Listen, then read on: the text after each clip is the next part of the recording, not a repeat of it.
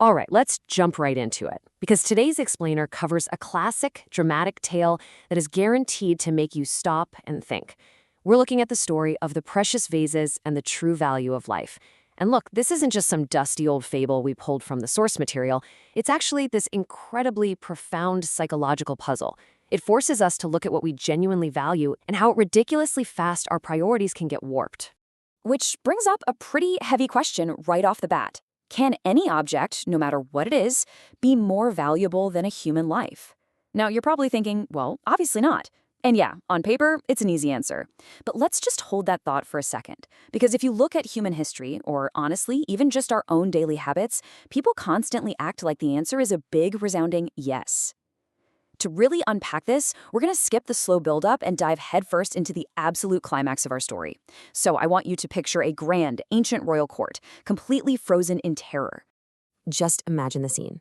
You've got this lowly servant standing right in front of a furious, all-powerful king, and instead of falling to his knees and begging for mercy, what does he do?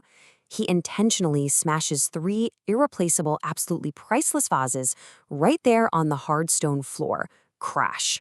I mean, can you even imagine the sheer panic in that room, violently destroying the king's most prized possessions right to his face? It sounds like total madness. Why on earth would anyone do something so reckless, knowing it would literally seal their doom? Well, to understand exactly how things got so out of hand, we need to rewind a bit and trace this whole tragedy back to a single number: 4. The story kicks off with King Krishnadeva Raya. He's this hugely powerful ruler who receives a magnificent gift from a foreign land. 4 incredibly beautiful, exceptionally precious vases. Now, these weren't just your standard clay pots, okay? These were exquisite, super rare masterpieces. The king was absolutely obsessed with them. He wanted them guarded 24/7. So he hands them over to one of his most trusted, most honest servants. But here's the catch. He doesn't just hand them over. He delivers this chilling ultimatum. He says, "Take great care of these. If even one breaks, you will be sentenced to death." Just let that sink in for a second. The king literally placed a mortal bounty on a piece of pottery. This poor, honest servant is now completely trapped. His actual existence is suddenly tied to the fragility of some ceramic. He watched over these 4 objects day and night. He probably barely slept, just completely terrified that a strong breeze, or a stray dog, or just a clumsy footstep could end his life. He protected them with everything he had. But, human error is kind of inevitable. Which brings us to the inciting incident. It was just a tiny, tiny mistake. One day, the diligent servant is meticulously cleaning these vases, and tragedy strikes. He just loses his grip for a split second.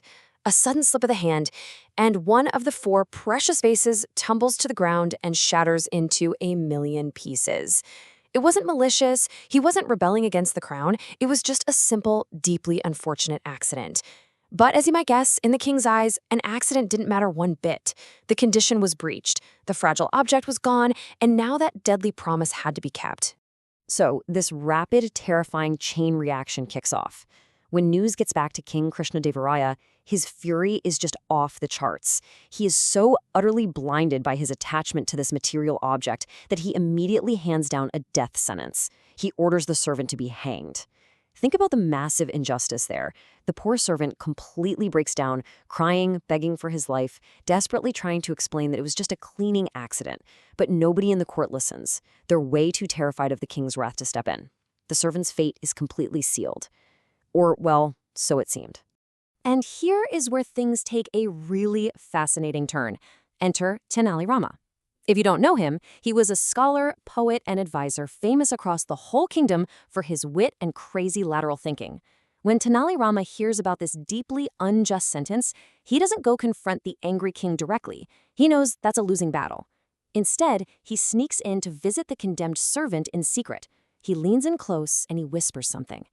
So, what could Tenali Rama possibly have whispered? What kind of brilliant out-of-the-box plan could he have cooked up to save a man from a furious dictator who refuses to listen to reason? Think about it for a second. How do you argue with absolute blind power? You don't.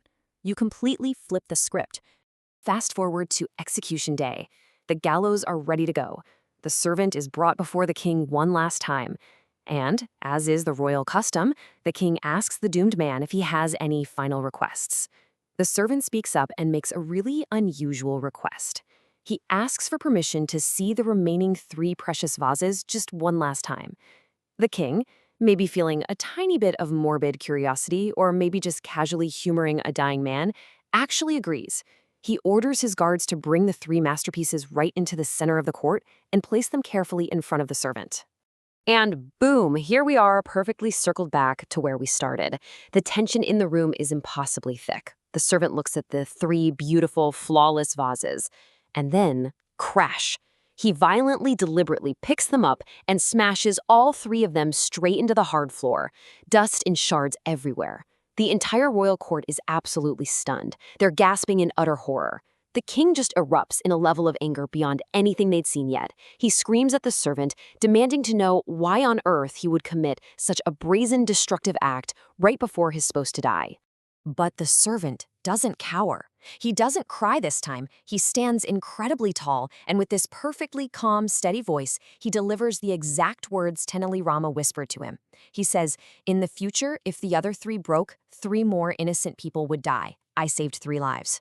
I mean, wow. Just like that, the servant completely reframed the entire situation. He pointed out the totally absurd, deadly logic of the king's own law. If 1 broken vase equals 1 dead servant, then those 3 fragile vases were basically ticking time bombs for 3 more innocent people. By destroying them, he was, according to the king's logic, a lifesaver. The immediate aftermath in that room must have been wild. The king is stunned into absolute silence. All that blinding rage, all that fury over his broken toys, it just evaporates in the face of that undeniable, piercing truth. Imagine that dead silence echoing in the grand hall. You could probably hear a pin drop. The king's mind is racing, processing the sheer weight of what the servant just said. He's being confronted right there in front of his entire court with the ugly reality of his own decree. He was actively trading human souls for clay and paint.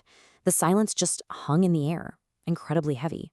And it was into this heavy silence that the brilliant Tenali Rama finally steps forward. He walks out of the hushed crowd, looks directly at the king, and delivers the ultimate wisdom of our story. He says, "The value of an object can never be greater than a human life." Notice that Tenali Rama didn't scold the king. He didn't yell. He just clearly, gently articulated the moral truth that the king had temporarily lost sight of in his greed. He broke the spell of materialism that had blinded him. This right here perfectly illustrates the core message our source material really wants us to take away. The impact of those words was immediate.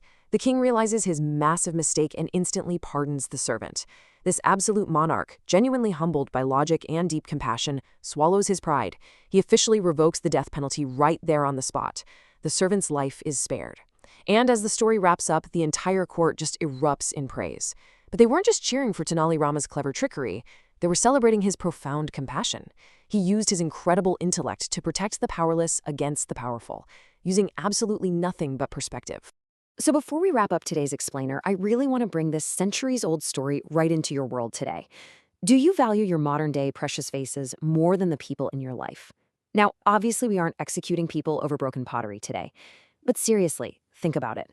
Have you ever severely damaged a relationship, yelled at a kid, or cut ties with a friend over a scratched car, a dropped phone, or some spilled coffee on an expensive rug? We all have our own precious vases that we guard way too fiercely. This story is just a timeless reminder to step back and weigh the actual cost of our anger. Objects, no matter how expensive they are, can always be replaced. People can't. So I leave you with this. The next time something precious of yours gets broken, remember the servant, remember Tenali Rama, and ask yourself, what actually matters?